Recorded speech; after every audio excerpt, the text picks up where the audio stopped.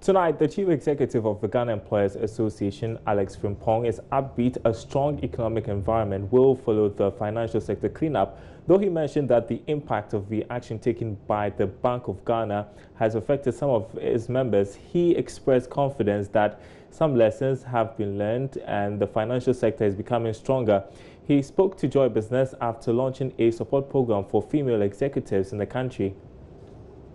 The financial sector in the last 2 years has seen some significant reforms as part of moves by the Bank of Ghana to strengthen the sector.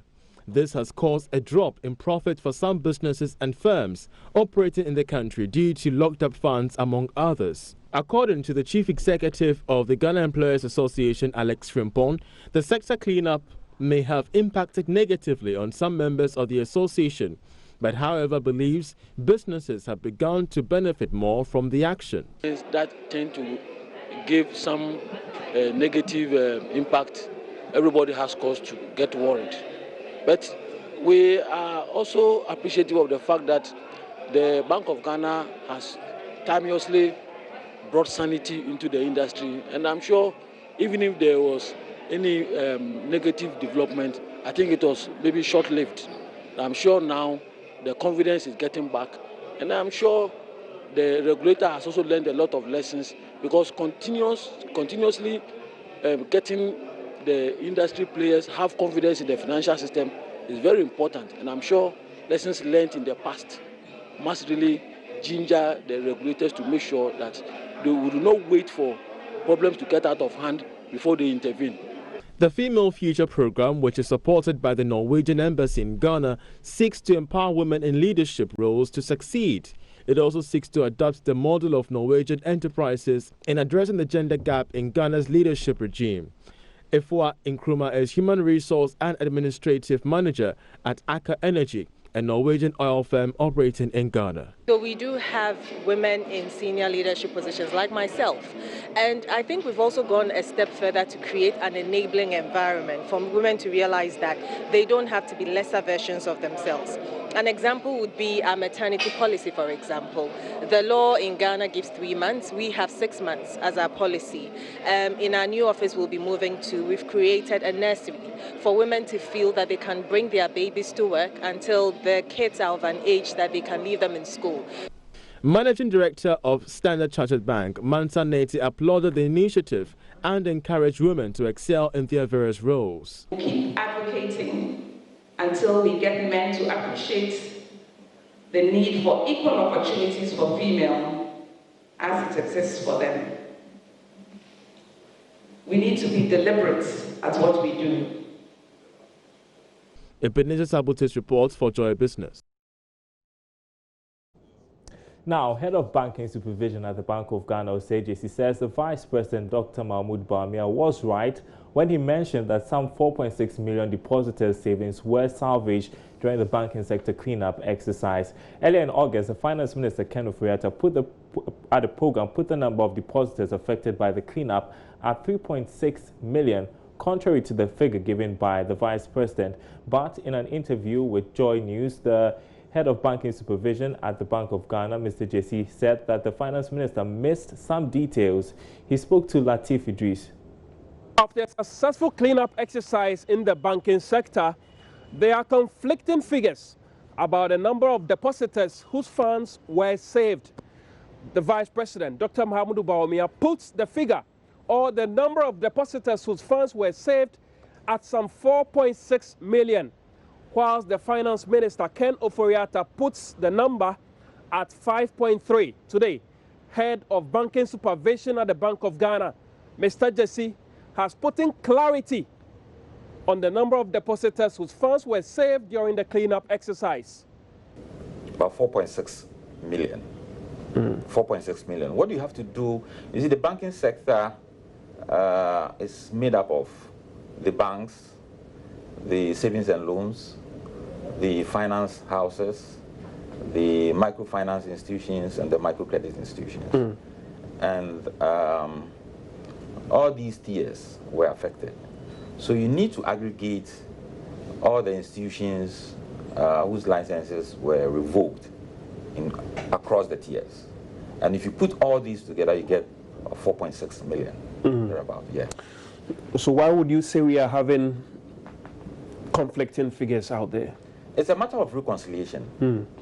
If I put together just the banks and the savings and loans, finance houses,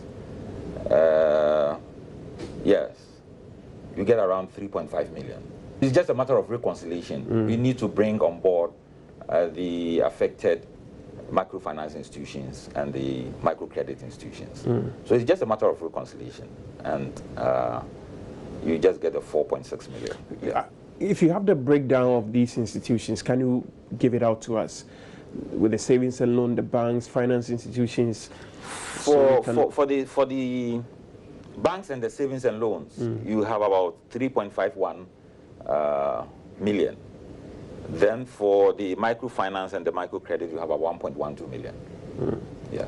So that's, you put the two together, and it's just about 4.6. They're about million. Yeah. So the Vice President got it right, you would say? Yeah. From where you sit, how would you gauge the level of confidence in the banking sector today? Would you say the cleanup has increased the level of confidence, or is dwindled the confidence level? Certainly, the information available to us, the data, the numbers available to us, and the observation we have made point to the fact that confidence has really increased. Okay. Look at, take the balance sheet of the industry, or even take the balance sheet of the individual banks involved, and look at their paid-up capital. 400 million each bank, right? So you just aggregate this and also add their reserves. Now, Director General of the Securities and Exchange Commission, Reverend Daniel Ogbamitete, has warned licensed fund managers against the sale of guaranteed products. Speaking at the launch of 2 mutual fund products by First Finance Corporation, the SEC boss charged fund managers to uphold industry regulations to help the financial market regain confidence and attract more investors. There's more in this report. Fund managers have been urged by the Securities and Exchange Commission to collaborate and share information with regulators to facilitate confidence in the financial markets. The recent cleanup in the financial market by the Bank of Ghana has, to some extent, been linked to the lack of information sharing. Speaking at the launch of 2 mutual funds by First Finance Company, Director General of SEC, Reverend Ogbamitete, warned all licensed fund managers not to engage in the selling of guaranteed products as this flaunts SEC laws. It plays an important role in any economy. And over the past few, maybe couple of years, we have seen some challenges that have emerged within the financial sector in Ghana, including the securities industry. My considered opinion is that challenges help to strengthen and make us better if we learn our lessons and put in place the necessary measures to deal with the root causes. The regulators in the financial sector are resolved to do what it takes to ensure stronger financial intermediation. And the good news also is that there is more collaboration among the 4 regulators we have in our financial sector. There is more information sharing. And so we believe that we'll take care of any potential for regulatory arbitrage and for us to have a strong, vibrant financial sector. There is the need also, ladies and gentlemen, for us to collaborate to shore up investor confidence within the securities industry. And in this, I believe that all stakeholders must act in concert to deliver a vibrant and resilient financial sector that provides the much needed short-term and long-term capital to move the wheels of economic growth. Meanwhile, MD of First Finance Company, Gloria Akoto, lamented the decline in investment on the financial market. She is confident that balanced mutual funds like the Elite and Financial Independence Mutual Funds will go a long way to ensure wealth creation and financial inclusion in the long term.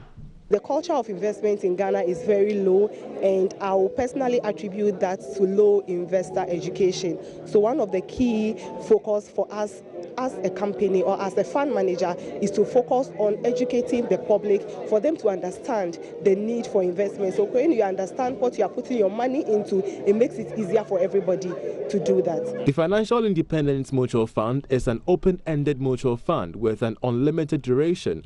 It is a fixed income instrument with the aim of preserving and controlling capital of investors, while the Elite Mutual Fund PLC is an open-ended balanced fund that invests in both capital market securities. It seeks to provide investors with growth to meet medium to long-term investment objectives while ensuring liquidity. We want to take you next to the Central region, where some aggrieved customers of GN Savings and Loans in the Komenda Edina Eguafu municipality have expressed their dissatisfaction about the way they are being treated by the company and its founder, Dr. Papa Kwesi. According to the customers, failure of the company to pay their locked-up funds has made them beggars and paupers. At a news conference at Elmina, the customers called on government to help them retrieve their funds. Richard Kojonyako has more. The aggrieved customers in Dr. Papa Kwesindom's home district say the inability of the Savings and Loans Company to pay them their money has made life unbearable for them. They say they feel let down by the company and the bankroller, Dr. Papa Kwesindom. Convener of the group, Kobna Duku, says customers are becoming increasingly impoverished. We are aggrieved customers of GN Savings and Loans in KE and hereby express our dissatisfaction on the awful treatment meted out to us by GN Savings and Loans and Papa Kwesi Doctor. He boasted of having branches of GN Bank in 300 locations in Ghana and has 1.2 million plus customers. Yet he was unable to pay as low as 100 Ghana cedis deposits to a customer. Our worries and concerns are that we can't feed our children, neither can we pay their school fees. Our business have collapsed. We have broken homes. We beg before we eat. Yet we have our own money seized at GN Savings and Loans without any justification. Kobna Duku explains government intervention is crucial if they can retrieve their money. The aggrieved customers of GN Savings and Loans are today calling on Nanado and his government to come into our aid of the numerous suffering depositors of GN Savings and Loans by paying us our money within the possible few time. Pay us our money now. Doctor, we need our money now. We need our money immediately. These customers here say the happenings might send many of them to their early graves if nothing is done to support them. Richard Kwejonya, Joy News, Cape Coast.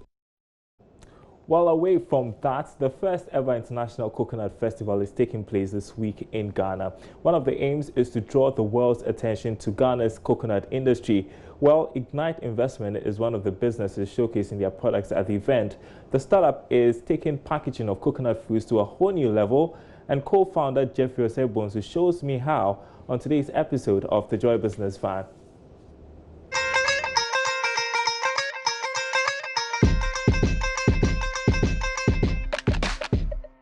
Dozens of peeled coconut fruits on display, branded Ignite Cocoa, with two circles on one edge of the shells, a smaller one and a bigger one. Nope, this is not a decorative piece, it is for consumption. Ghanaians love coconuts. It is easy to find salesmen pack the fruits in their wheelbarrows at street corners, ready to peel with their cutlasses for those who purchase. This was what caught the attention of Jeffrey Osebonsu, co-founder of Ignite Investment. And I was just thinking of how we can make it innovative, make it easy, and then how I can solve people's problems. Because when I see people using cutlass and stuff on the road, I was looking at how we can make it simple. So we tried some pilot, and then here we are. What exactly did he try? This, using an automatic coconut peeling machine. After peeling, it is polished, and then the coconut engraving machine marks the circles. Makes it easy to crack open the fruit.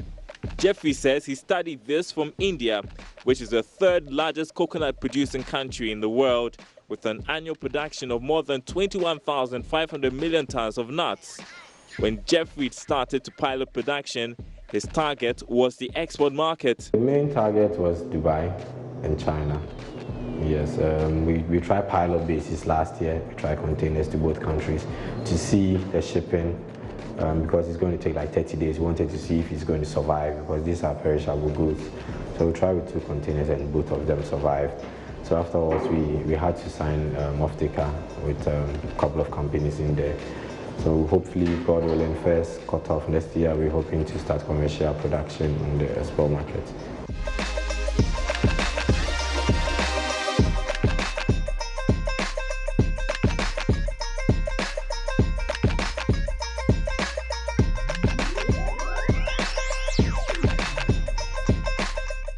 So this is what the final product actually looks like. So it's got the brand Ignite Cocoa with the contact number of the producers on it. The coolest way of taking coconuts now, I guess. And so how do people get to taste the coconut water?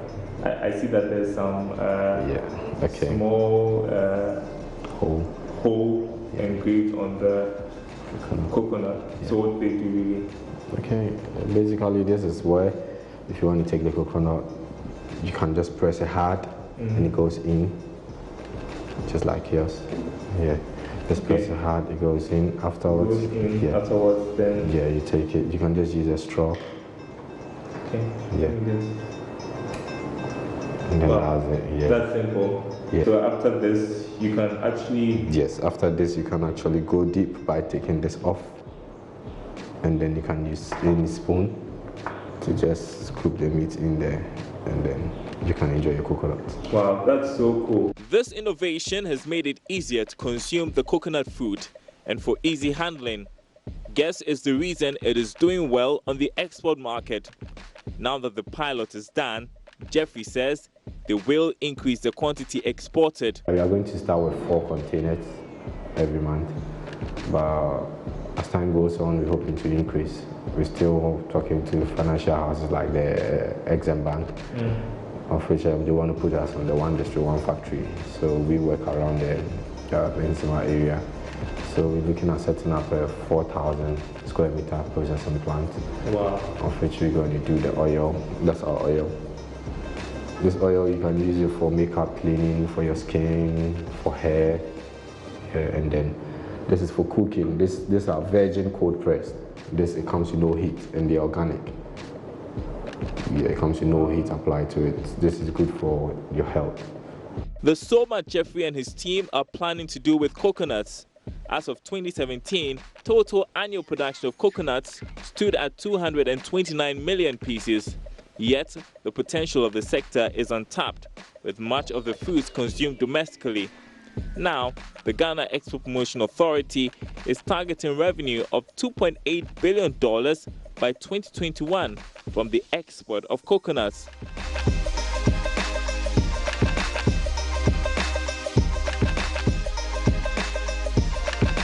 Ignite Investment currently sources all of its coconuts from the western region of Ghana. The coconut startup wants to start its own farms too. So far, for our first 2 years, we are secured because we've leased lands and we have our farms. We're hoping to expand by bringing on board outgrowers and driving most of the youth who really want to focus in agriculture, because we're working on a hybrid nursery plants around the western region. So hopefully we'll be producing about 700,000 seedlings per annum every year, and that's what we're looking at. And then we want Ghana to go green with coconut. Meanwhile, Ignite Investment has just started to market their coconut food locally. A piece of Ignite cocoa goes for 2 cedis, that's like 37 cents. And Jeffrey is looking at halving the price in the next 3 years. He has so many other plans for coconut I can't share with you now, but what I can tell you is the future is bright. We want to be the biggest producers of coconut and the value chain. Like, we want to be one of the biggest companies in it, and we want to go global. We can compete with major brands like Coca-Cola and all of that, because these are natural products. There's no chemical with this. This is just natural. So we're looking at competing such brands. It's a coconut awakening.